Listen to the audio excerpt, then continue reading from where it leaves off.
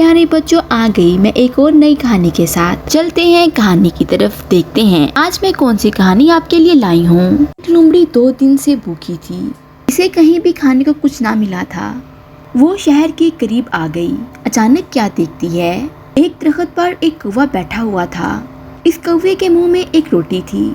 ये देखकर लोमड़ी के मुंह में पानी भर आया। इसने एक तरकीब सोची। वो कौवे की तारीफ करने लगी। भाई कौवे, तुम इतने खूबसूरत हो, तुम्हारे पर कितने प्यारे हैं। तुम चाहे रावी में नहाओ या जेहलम में, तुम्हारा रंग एक जैसा ही रहता है। सचमुच तुम परिंदों के राजा हो। तुम्हारा गाना बहुत मीठा है, बांसुरी से भी मीठा। दिल तुम्हारा गाना सुनने को तरस रहा है, जरा गाना गाकर सुनाओ।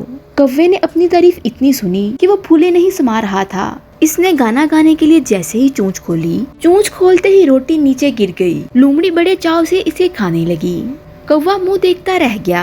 प्यारे बच्चों, हमें इस कहानी से ये सबक मिलता है कि कोई हमारी कितनी भी तारीफ करे, हमें उनकी बातों में नहीं आना चाहिए, क्योंकि कभी कभी झूठी तारीफें इंसान को कहीं का नहीं रहने देती। जैसे बेचारे कौवे के साथ हुआ। वो अपनी तारीफों में इतना आ गया कि भूल ही गया कोई उसे इस्तेमाल कर रहा है। तो प्यारे बच्चों, मिलते हैं एक और नई कहानी के साथ। तब तक के लिए सब बच्चे अपना ख्याल रखें और गुड बाय।